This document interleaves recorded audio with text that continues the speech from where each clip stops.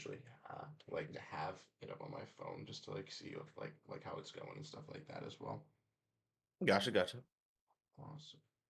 All right. I don't do that too. And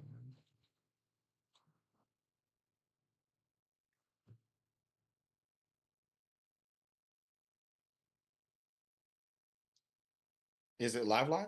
I believe that it is live at this moment. Let me just double check. Yep, it is live at this moment. We are good to go.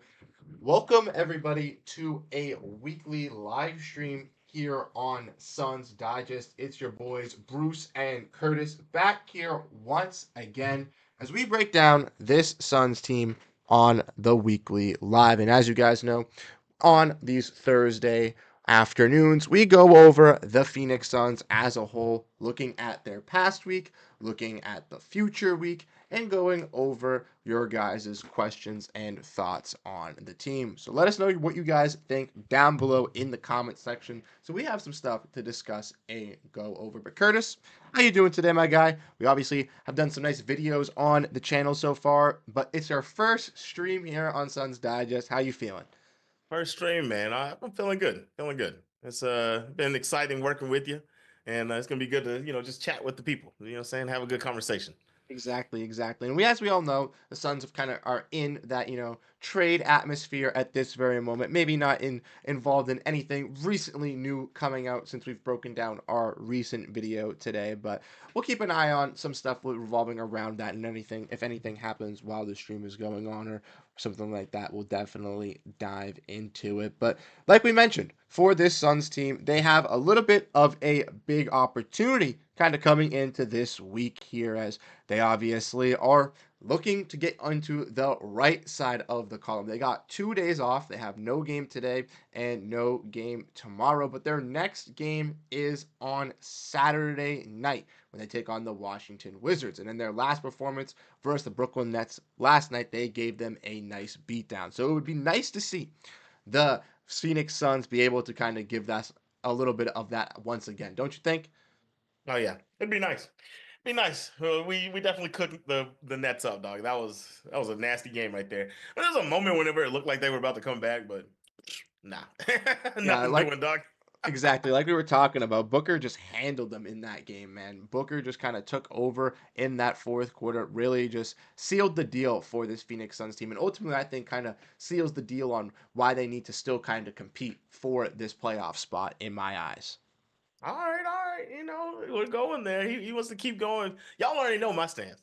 Y'all already know my stance. But I mean, like I said, I'm with both ways. If it works, it works. I don't know if it would work, but I'd like to see a good run. I mean, why wouldn't I? I want to see my team win. So we'll No, see what exactly. happens.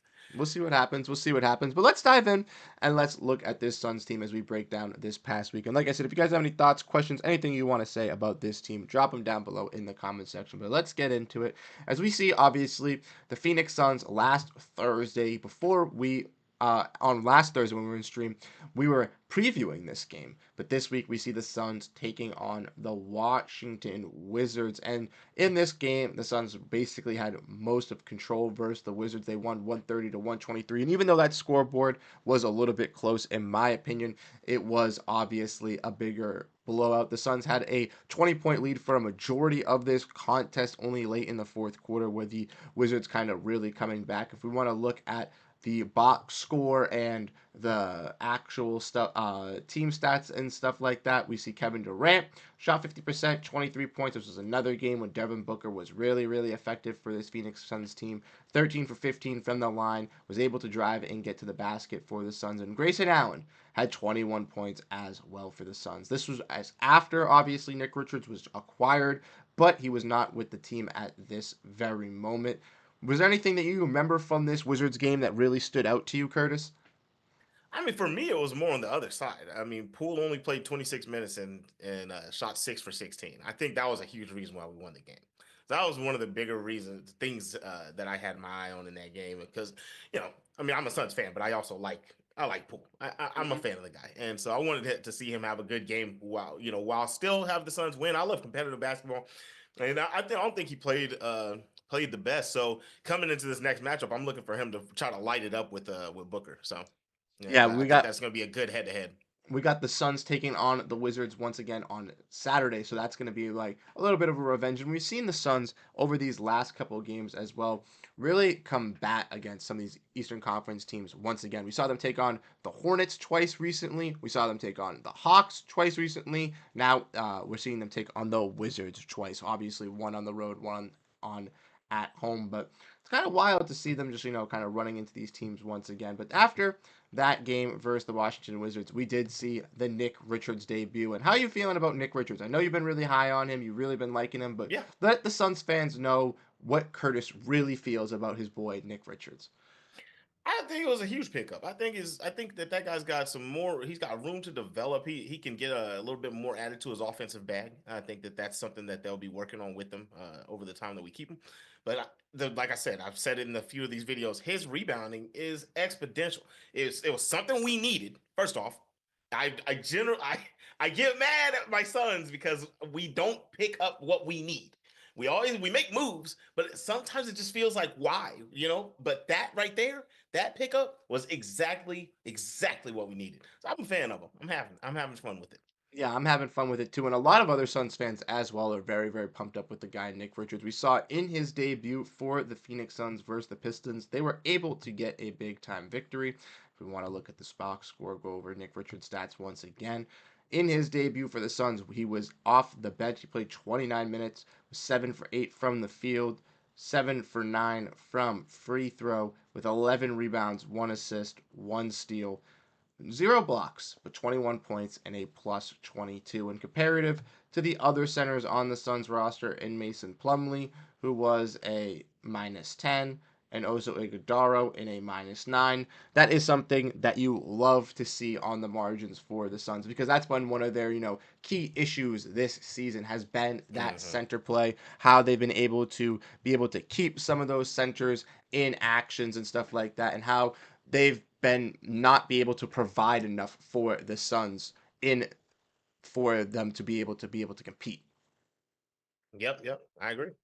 I agree. That was one of the some of the biggest issues. I still think we need more scoring in the paint, or not even. It doesn't even have to be in the paint. We just need a big that can get buckets. While we have others that put hustle pressure, get the rebounds, get the offensive. I mean the defensive plays, and I think we're pretty solid on the defensive end of things. I like Plumlee too. I think he's a solid backup. So I mean, we can stick around with him, but we do need to. I think we need to pick up somebody, maybe a scoring power forward. Can't think of anybody I would want exactly right now, but I think that's the kind of route we need to go.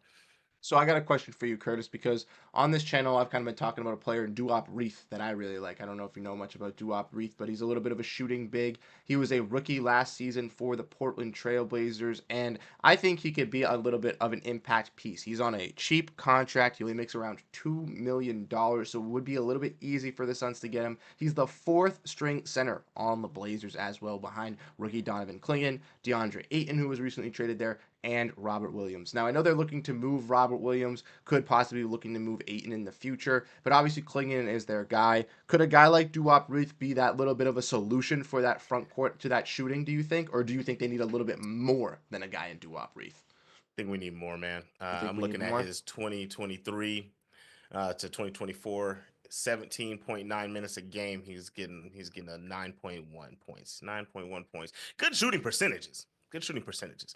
I'm looking for more volume buckets, man. I'm looking for somebody that's really going to be getting after it. Okay, we sat down Booker and KD. Okay, cool. The offense is going through him now. That's what I'm kind of looking for. You know what I mean? No, I definitely get. So you're looking for more of a guy that can be more of an impact player, similar to like a Grayson Allen or a Royce O'Neal type of guy, Mm-hmm. type of Yes, impact yes, for this yes. Suns team. Okay, awesome, awesome. Yeah, and I Yes. think that those speaking of those two guys as well, I think that both of those guys' names could be on this trade market as they do have some tradable contracts to possibly go out and get one of those assets that you kind of have mentioned as like a scoring big or something like that. If the Suns do find someone that is attainable, but like we said, with them being in the second apron, it does become a little bit difficult for them to make those moves. Yeah, it gets rough out there. That's why I feel like that we do need to do something big. I just feel like you said, there's not a lot of guys on the market right now. I feel like teams are pretty happy with their rosters and they're not really trying to make big moves right now. Hmm. And if they are trying to make big moves, I don't know if the players are exactly what we need. I mean, we're all focused on Jimmy. I'm still one of the guys that's kind of, I don't know how that's going to work putting Jimmy over here. I know he's good off ball, but I feel like he does need the ball in his hands to really be Jimmy buckets. So you put him with KD and Booker, I think I'm trying to figure out how that works. I'd be happy to see it. I'm trying to figure out how that works. But I've had other ideas of people of ways we can move things around. But that would some of my ideas come with us losing KD. And I have different reasons behind that. When I said that in the other video, I saw somebody in the chat say, in the comment section say I was tweaking. It's all good, man. Exactly, exactly. It's Everyone's all good. open. Stuff stuff stuff Everyone's isn't as open to their gray. different opinions. Yeah, everything stuff isn't as black and white as you want it to be. And Hmm. sometimes stuff that you don't like has to happen for things to go good. I mean, it is Exactly. what it is. And I feel like the Suns already kind of similarly felt that with their trade in Josh Okogie. I know a lot of Suns fans view Josh Okogie as, a replacement piece, a guy that was kind of towards the end of that rotation for this Suns team here. But he brought a lot of heart, brought a lot of energy, was one of those, motors for this Suns bench as a defensive piece. And the the Suns ultimately wanted to move off of Yusuf Nurkic for Nick Richards, but were unable to move off of Yusuf Nurkic's contract. The Hornets didn't want him for Nick Richards, and like you said, sometimes you have to give up some of that value to go out and get a piece that can help change your team. And regardless if that's around the edges or if it ultimately does come down to moving a player like Kevin Durant or in the next offseason or something like that, I think that the possibilities are open for the Suns depending on how they handle this deadline. Yeah, I'm with you. I'm with you. I got a question for you. Okay. How much how much do you love Tyus Jones? I feel you talking about him a good bit. How much do you love him? Like, yeah, I mean, would you be opposed to a move of him or trying to get somebody else, maybe a more star point guard or something like that?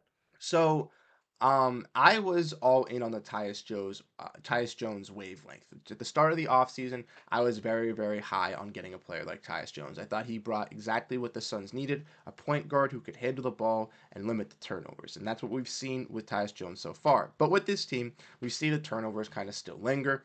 And I think with a lineup with Booker and this team, he is can be playable, but the one thing is Tyus Jones on a $3 million contract is severely underpaid, and he's going to get a payday next season. He's going to get, even if it's not a 15, 18, $20 million contract, it will be a 10 or a $12 million contract, something like that. And I don't believe that the Phoenix Suns are going to have the flexibility to give him that type of contract. So if you're the Phoenix Suns and you're still looking to, find more pieces or to get some extra draft capital to move off a said piece, then I think the option of moving Tyus Jones becomes possible.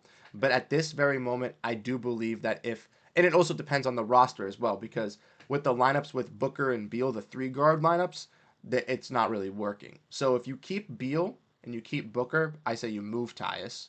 I say if you trade for Butler and you get rid of Beal, you can honestly possibly keep Tyus. But if you feel that you're gonna get Butler, you're gonna go all in, and you need to move off of Nurkic's contract or move off somebody else, and you have to use Tyus as a catalyst, then I think that might be the case as well. I think we got to come off of a few different contracts. I mean, dude, we have the highest payroll in the league right now. That's Hmm. crazy. That's crazy work, dog. And That's I crazy think work. that the Suns' main goal here is to try to get under that second apron. I think that's We their got kind to. of the main goal of Matt Ishbia here at this trade deadline is he's going to be viewing this second apron as trying to get under an escape to get underneath. He wants to get into that first apron, figure out some way possibly to be able to do that so that he can have some more financial flexibility to make moves. Because Ishbia, as we can see and as we've known as the owner for the Suns so far, even though James Jones is the GM, he's been a very aggressive owner. He's been in control, always wants to make a move happen, regardless if it's them getting Durant, whether if it's doing the Beal stuff, whether if it's doing this, whether if it's doing that. They're going to be influencing stuff. So I think that they're going to keep pushing for that, I'm regardless. not mad at it either. I feel Neither am like I. Neither am something, I. yeah, like that's something we've missed for a while. Like making big, aggressive plays. and it's hit or miss. I mean, any team that operates like this from the front office, it's hit or miss. So you can't expect every move to work, but at least you see that they're trying. They have a vision and they're trying to make something happen. I'm cool with it. I'm cool with it. I don't know if I brought this up with you, Curtis. It might have been with someone else, but I had a discussion about this as well, where I feel like a lot of people see three teams in the Western Conference kind of in a similar spot right now. They see the Lakers, the Warriors, and the Suns, all kind of in this little kind of like little bit of a middle spot here in the West because they all have stars that want to compete and teams that are good enough to compete if they have the pieces built and put around them. But ultimately, at this moment, they still need that construction. But there's so many teams out west that are young, like the Rockets or like the Thunder or even the Timberwolves, who have some younger assets with Anthony Edwards being their star, that are rising up through the ranks. So the questions does come like we've discussed. Do you kind of blow it up? Do you kind of just like wash it all out, or do you kind of look to flush those pieces? And I think a lot of Suns fans, including myself, are happy that a guy in Matt Ishbia is willing to be able to make those moves and is wanting to be that aggressive guy rather than being passive compared to a Lakers or a Warriors, because then you get the frustration from the fans. And I think we've also talked about this too, maybe not on camera, but with the Suns being such a new popular city, like since the bubble they've been a bigger market team, but not before that, 10, 15, 20 years before that, not having that big market. I think a lot of people look at the Suns from an outside perspective and they think like, oh, they're a big market, they should always be able to get these stars, but that's not what's always going to happen. And I think a lot of fans fear if they go through that rebuild that they might be back to those roots. You know what I mean? I think it's safer though, right? I think if we don't go back and try to lower this salary cap, right? Get some younger guys in here. If we just keep trading for 34, 35-year-old plus guys, what is the roster going to be in 3 years? What are we going to be? You know what I mean? Do we realistically see whatever trade happens this year, all right? Do we see a championship coming in the next 2 years? Right? I think that's a serious question you have to ask yourself if you don't agree with blowing up the roster. Uh, I think that it would be a very good move if you just look at the roster, you look at how things are panning out, how we're playing, and you look at the productivity we're getting from I mean, Tyus Jones. I think if we got some more shooters, he'd probably be a little bit more solid.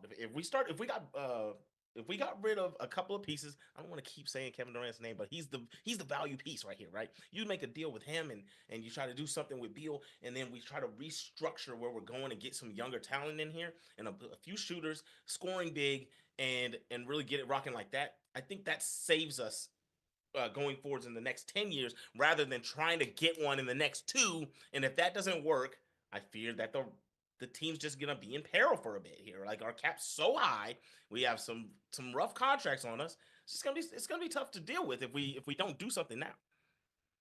No, I agree, and I think that's kind of it's the make or break moment for the Suns here, and I think that's where a lot of people kind of feel with this team. And Curtis, I 100% agree with you. But I got a question. We got a question in the chat here, so I want to kind of give it to you first for your first Oh boy. stream. We got a question from Mark Priger saying, "How you guys doing?" Shout out to Mark, saying he's done with Nurkic. Has been done after the first month. So I want to ask you this: what are your thoughts on Nurkic? We done with Nurk?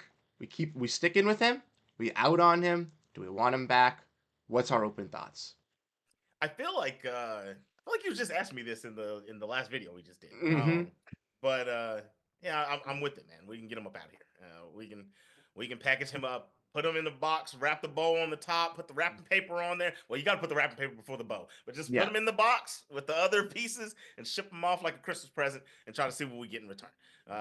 Secret Santa, trade it off. Let's get us something else over here. I mean, like Mark, I was just talking about us getting a scoring big.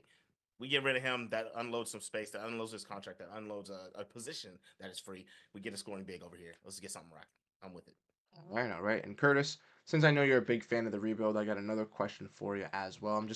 just spiraling with some stuff. So as you can see in our thumbnail, we got Ryan Dunn, Suns first round pick selection this year, someone they thought very high on, was a great Mm-hmm. defensive piece, but has really shown his ascension offensively. And we also see Oso Iguodala as well being a nice secondary second round pick, as he's been a solid backup big for this team. So if you're in the rebuild phase, right? I know you're kind of team rebuild. You like some of these young guys. What are your ultimate thoughts on some of these young guys, and what do you think they can kind of turn out to be for this Suns team? That's a rough one.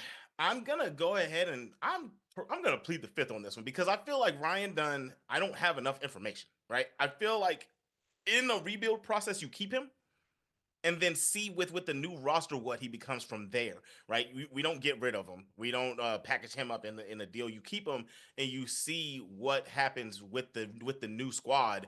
And then if you're not getting the productivity you want afterwards, then you're gonna get rid of him. But do I think he's bad or anything? Do I think he's playing bad? Nah. He's got some good numbers. Got some putting up 7.5, only 20 minutes a game. I mean that's pretty good. Pretty solid start for him.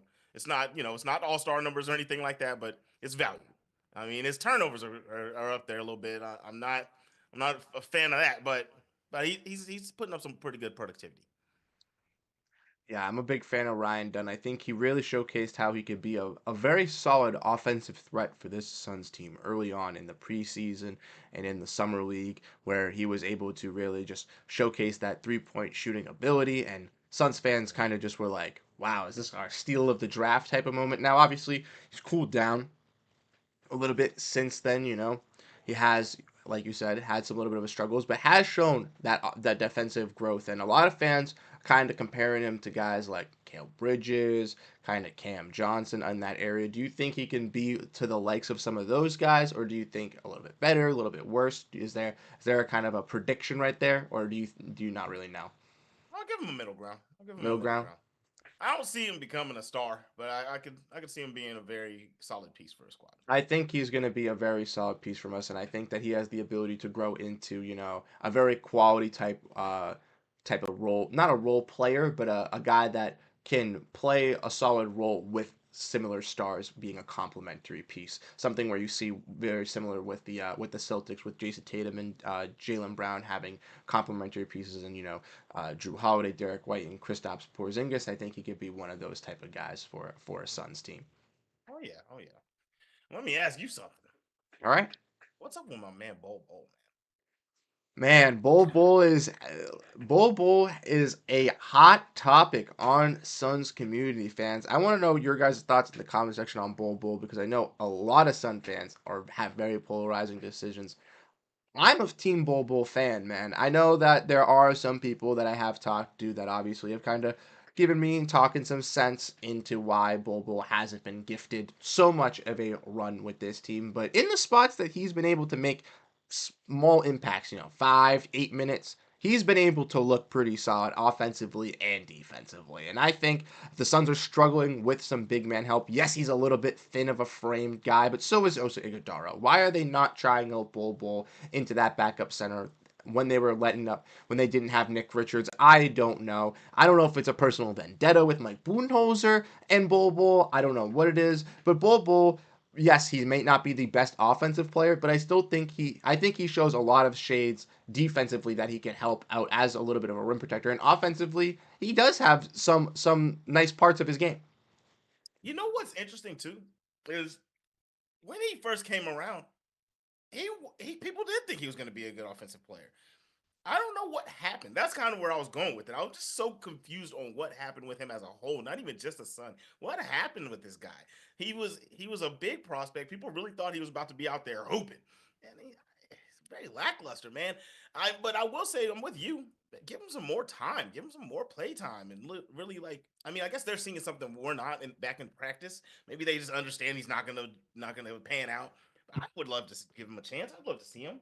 That's What's how I going on, King realistically Nacho? feel. Yeah, King Nacho's here saying this is wild. King Nacho's my boy. King Nacho's one of the OGs. Curtis, he's been here ever since I can remember looking in the comment section of Suns Digest. I've been seeing King Nacho letting his comments fly, but he thinks this one's wild. King Nacho, how you feeling? Glad you in the building today. Right on. Yeah, I don't know, man. Let's talk about that dude, Bobo, man. I just want him to. I want to see him out there on the court. I want to see him get some buckets together. And honestly, at his size and his frame, why is there nobody dedicated to working with him and getting his jumper together and things like that? Like, you know what I mean? Like, if I feel like it's a waste to not invest in his offensive bag and try to create something that's not there. You know what I mean? And I feel that with you too. I feel like I feel like he's gotten disrespected. Like I'm not. He was a very talented high school prospect. Was a very talented college prospect. Was projected to go in the lottery. Then completely fell to the second round. Right? You know what I mean? Just all the way to the bottom.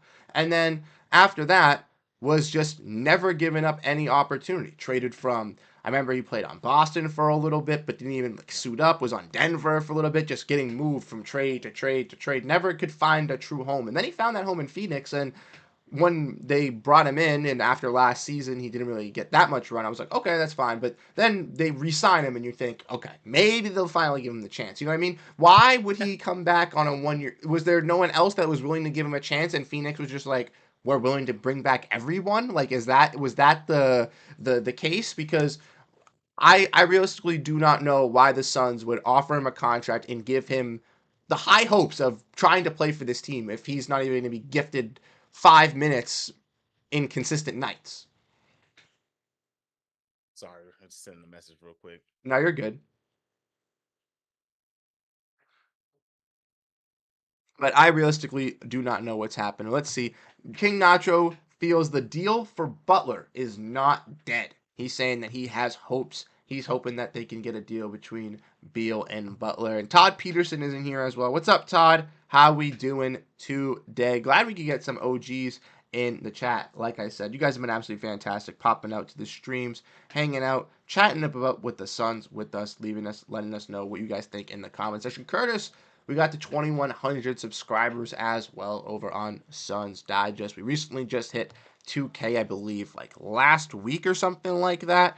We're not even just or a little over a week ago, so it's very, very solid that we were able to hit that goal of 2,100, and we keep on climbing due to the fact of the success of everybody else showing their love and support. Yeah, gotta love it. Gotta love it. Appreciate that, y'all. Like showing up and hitting that button. I Mm-hmm. guess him saying to go ahead and subscribe has been working, huh? Exactly, It's exactly. been working.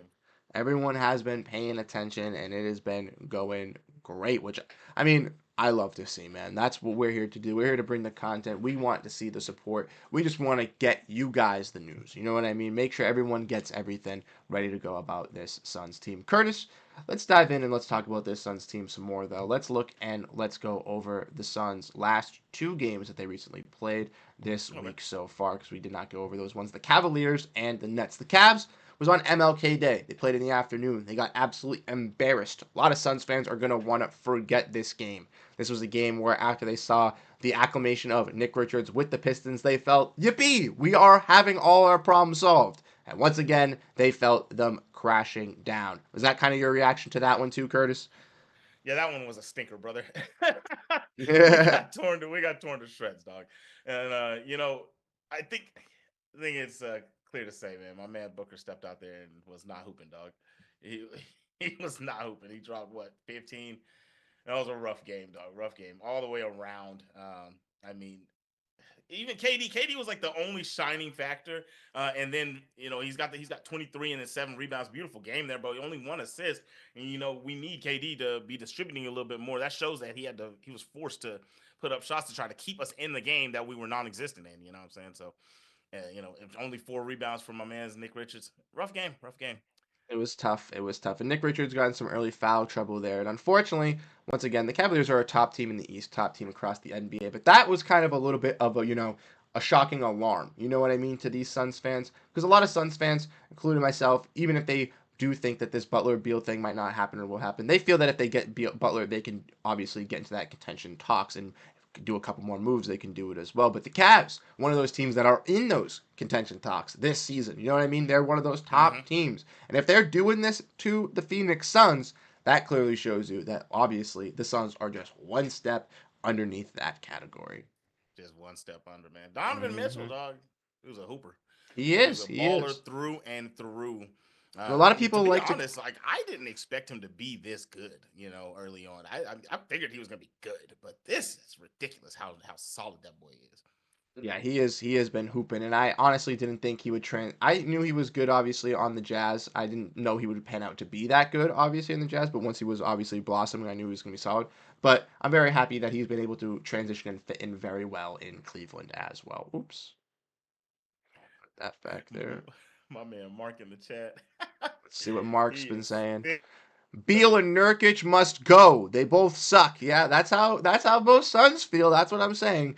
I think that those 3 first round picks will hopefully be used to send out some of those guys. Every time that I see Bol play, he seems to make the opponents change their shots. See, that's what I'm saying. Joe Scorch. Yeah.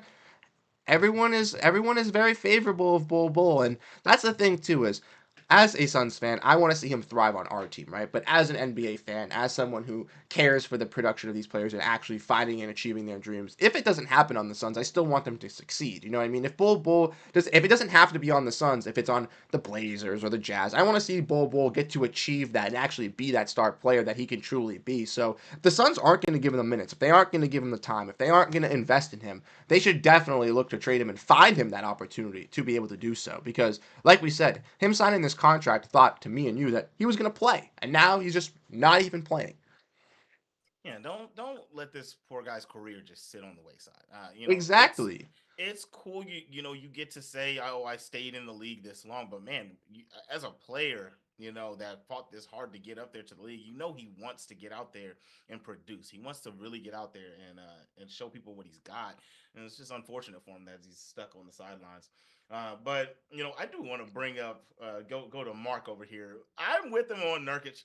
Why do we think that Beal sucks? Like getting rid of Beal to me isn't about him being garbage. I think Mm-hmm.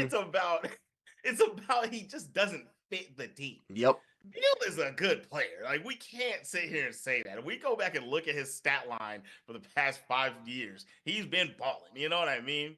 But so that's not the reason we need to get rid of him. We need to get rid of him because his contract and the fact that he just doesn't gel right. And to be honest, we shouldn't have brought him over here in the first place. I think he could have did very well elsewhere, and we could have made a different type of move. But I don't think Bill sucks. I 100% agree, and I think I'm gonna be honest with you. Like I said, I wasn't covering the Suns at this point. I wasn't talking about the Suns at this point.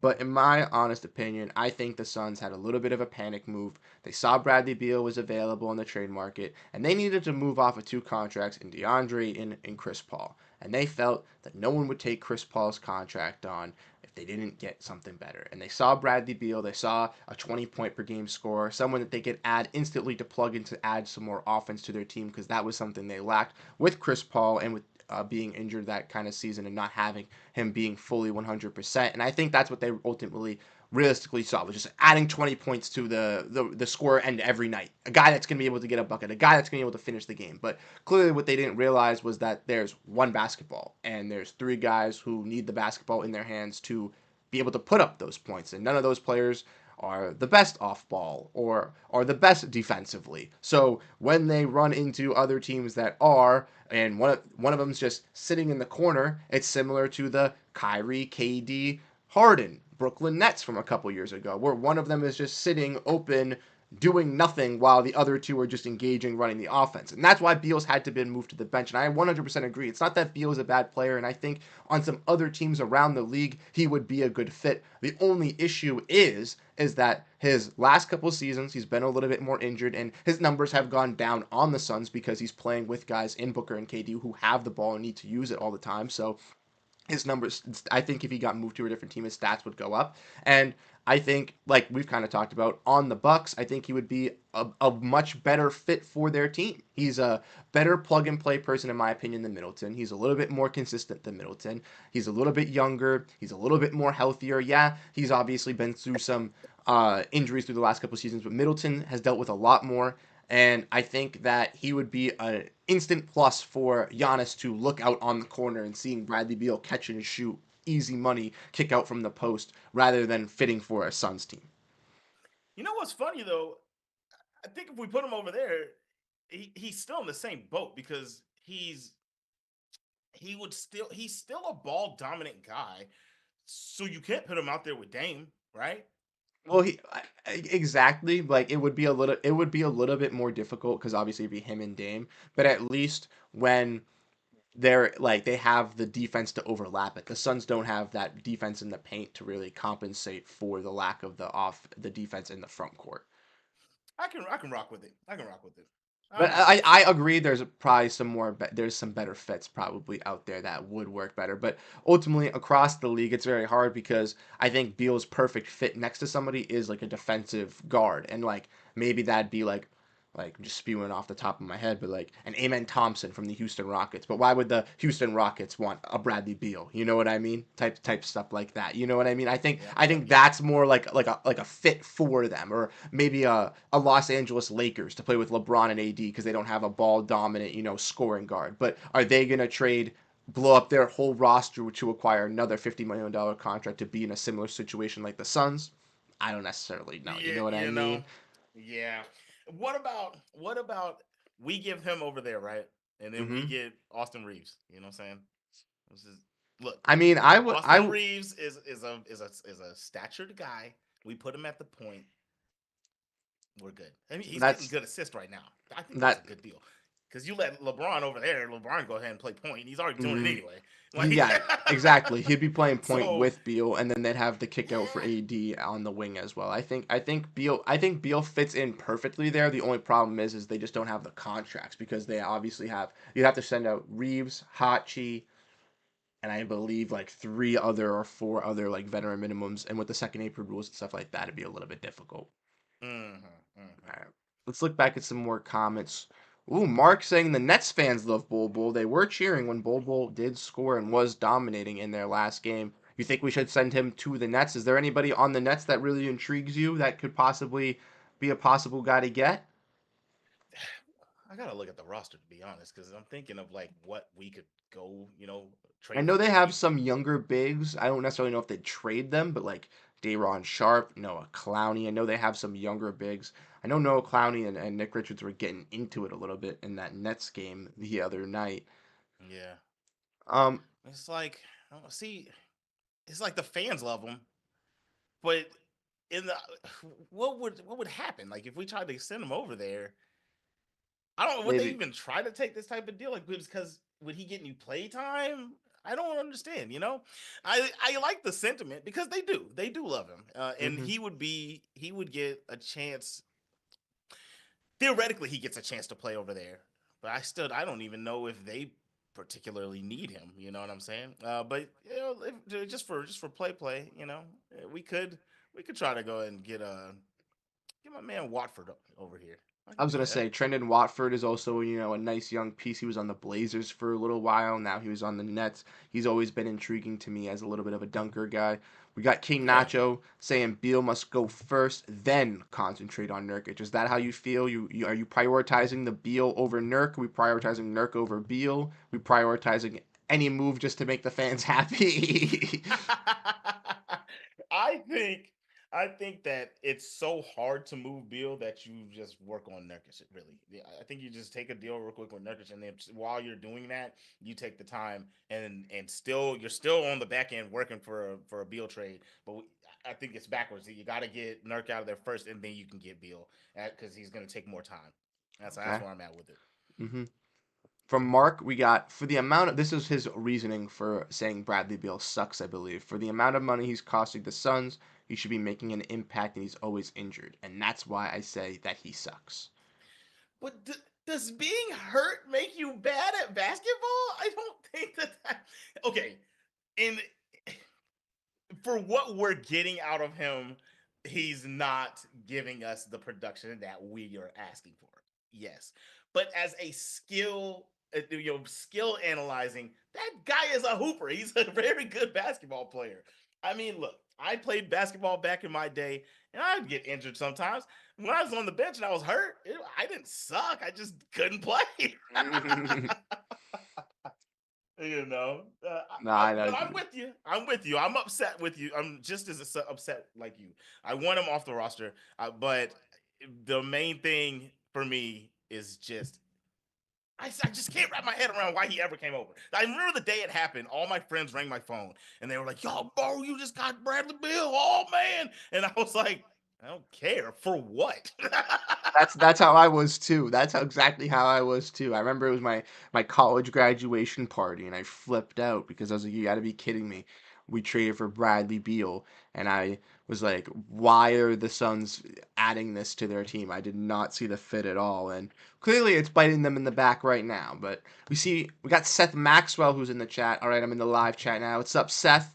Saying this team needs a guard that is good at defense, and I would agree that they definitely need a guard that's good at defense. The only problem is that's very few and far from. You know what I mean? There's not a lot of these That's tough. defensive guards in the NBA, and the ones that are good are, on teams locked up on long-term deals. I think one of the good defensive guards that was available, kind of recently that got traded was Alex Caruso, but that's the last one to the top of my head that was viewed as tradable. Most teams hold on to defensive guards. You know what I mean?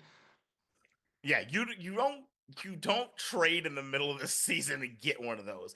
You either he either gets tired of where he's at during the offseason after his contract runs out, and then he's open to options. That's one way you get one, and then the other way you grow them. You get them from the draft, and then you find out, oh my goodness, we found a gem, and then you just have them. And then you're the new product that loses him later whenever his contract runs out, and then he goes somewhere. That's the only way those move. You Exactly, think exactly. you're ever gonna wake up and see a trade headline with what's my man's name? I don't know why I'm blanking here. Dreads, point guard, the Bucks. Why am I blanking? Holiday. Oh, Yeah, why was I no. blanking? You I ever think you're forgot gonna about wake up and Holiday. see Yeah, I Drew forgot Holiday about. traded? No, Yeah, you're no. not. Yes, yeah, I forgot about that. I forgot about that. I forgot about Holiday but Holiday was moved, but that was just because of obviously the Dame situation. But since that, Yeah, he's yeah, not going to get moved from the Celtics. Obviously, I agree yeah. No. 100%. There's no need for an defensive guard to really get moved, and it's going to be difficult. I think the Suns are going to have to find that through the draft, kind of like you said, and hopefully they can find that with one Damn. of these picks. He's talking. Seth is spitting. All right, let's get Pat Bev. I'm with that. Pat Bev. I'd hate to say it, but maybe bring back Pat Bev. Well, Pat Bev, unfortunately, I believe think he's in Tel Aviv right now, right? I think he's playing overseas. So for the Suns to get him, they'd have to be able to like buy him out of his contract or something like that. But I would not be opposed to getting a player like Pat Bev and adding him to this roster. I don't know how his personality would clash with Kevin Durant and maybe Jimmy Butler if they were on the team, but I think Pat Bev would be pretty nice. That dude. I think what's funny about Pat Bev is he's very scrappy, and I think somehow he's figured out the art of fouling without getting a call. Because a lot of his defense is real handsy, but I'm a fan of it. He's super scrappy, man. Like, you need that because you know how mad that makes a offensive player. It's like he's Mhm. not really locking me up. Why won't they call this? And you're just off your game. You can't get the buckets you want to get. I love it. I would love to get him over here, but like you said, that's a long shot. But that was just a good call. I love that. No, exactly, exactly. And we got some more chats as well. We got Tony Scriglione. Let me believe I pronounced that right. Beal isn't trash, but his injuries and duplicate skill set of Book have stunted the growth of the squad. Kind of similar to what me and you were saying, Curtis, that he's a baller Yeah. and he just duplicates what Book does, so it's hard to put them playing together. Exactly. That's what we were basically saying, Tony. We're glad that we got someone agreeing with us. We got some more from Seth as well. Should deal Jones, Tyus, I believe, to the team he Mhm. wants to go to. Open a roster spot, play point Book, and get a defensive guard to come off the bench. I'm kind of with that, but Point Book just doesn't work, man. We've Mm-hmm. tried Point Book. I don't like Point Book. I like free moving off ball Booker. I like him at the two. I like that too. What do you think of this? Lonzo. In Yes. what universe do we get Lonzo? So that's the thing. Lonzo makes around $20 million. I don't believe it'd be physically possible for the Suns to get Lonzo Ball at this moment. But if the Suns were to drop underneath the second apron, trading Nurkic would be a possibility, I believe. Yeah, But I yeah. don't. I Again, would love it. a lot of moves would have to happen. That'd be a banger trade, brother. But I mean, I will say, yeah, if it could happen, oh yes, I think something like that would immediately shoot us up. Like we instantly win 10 more games a season. I think so. What's your thoughts on Damian Lee? We got a D Lee cheerleader here. He wouldn't Wait, be on. a D Lee cheerleader? We don't need another. We don't need. We don't need another Damian Lee cheerleader. I think that's what he's saying for Patrick Beverly. Oh, that's the Patrick Beverly thing. Yeah. Oh, okay, okay, okay, okay. The biggest win of this season would be to get off Beal's contract. He's good, just doesn't fit the team. And that's exactly what I said, Todd Peterson. I think I wrote an article courtesy on Brightside today earlier about this, how I think the silver lining in the whole Jimmy Butler kind of trade isn't even getting back Jimmy Butler. I think the whole best thing out of this is getting off that no trade clause, because if they're able to Mm-hmm. get that deal, yeah, you might have Jimmy Butler on this team long term, and it might be a little bit difficult to trade these players further in the future as they do get older, or they may lose value going into the future when you do to trade them. But at least you get off the no trade clause. At least you get out of that roadblock that really stunts your growth. Because if there was no trade clause for Bradley Beal right now, I guarantee you that the deal would already have happened. He would have been sent to Utah. He would have been sent somewhere else or a little earlier on near the trade deadline, and then obviously Utah would have figured out a move to either buy him out or possibly look to move him to another team later on in the trade deadline. A deal would have already happened by now. That no trade clause is the biggest roadblock out of this whole situation and really hinders the ability for the Suns team. Oh yeah, definitely, definitely. Got to get that contract off, and just get. I think almost anything, any value for value, contract wise, if we get anybody over, I don't. As long as it's not the same position, it helps us. No matter Mm-hmm. what, no matter what, it helps us immediately. So I'm with the. I mean, I do have my. I've talked about this with you. I have my issues with even picking up Butler. Like you said, though, it's not the biggest deal to get Butler over. It's just getting off the Beal contract, But I once again, I think that Butler's a good off ball, but he's still ball dominant. Mm-hmm. So I think it's just tough. We go back to three ball dominant guys on the court, and obviously one of the things is Jimmy doesn't want to be off the bench, or he doesn't want to be the third option right now. So what happens if he comes over to us?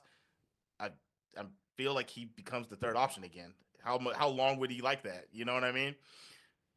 I think it all depends due to the fact on what the team is doing.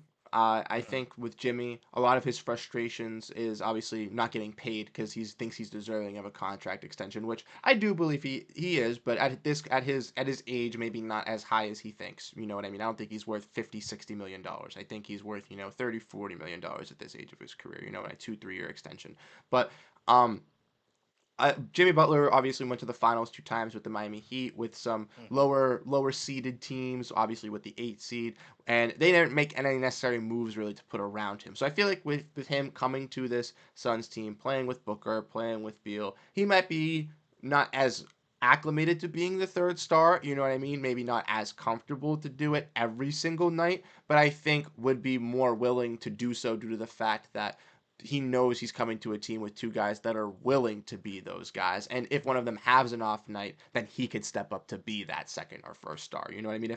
If Booker or Durant has an off shooting night, one of them will sacrificially take a role back to let Jimmy Butler step up, and vice versa. Yeah, for sure. I can rock with it.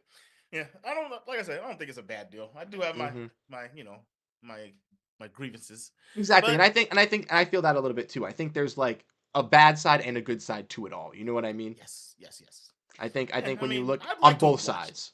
Yeah, yeah, yeah. I would. I could talk about it all I want. I'd like to see it, and be proven wrong. That's what I Mhm. want. And I I and I want it to be think good.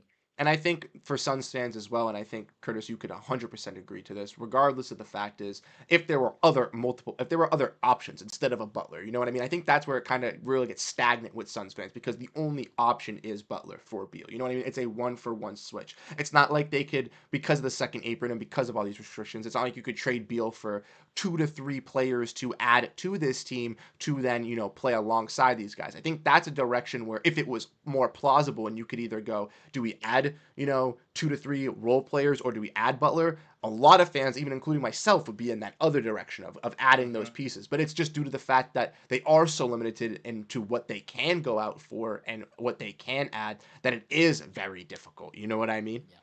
Yep. Yep. And I I feel like agree. that's what really limits them into being forced into that Butler corner.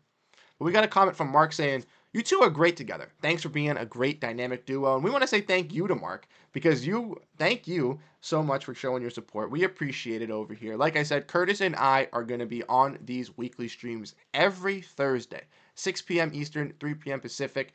Curtis, it's 5 for you people in Phoenix. I believe it's 4. It's all times of the day here. But you know what I mean. We're here every single Thursday for what you guys are in your local listing time. We will be live on Thursdays at least here, and we got those videos, and we appreciate you guys showing your support. Like I said, you guys are the engine, the fuel that keeps it going. You know what I mean? Without you guys, it's just me and Curtis talking by ourselves, having some good time. But you guys in the chat make it fun. We got what 60 people in the chat today, over 13 likes, everyone flooding the comments. It's been absolutely fantastic.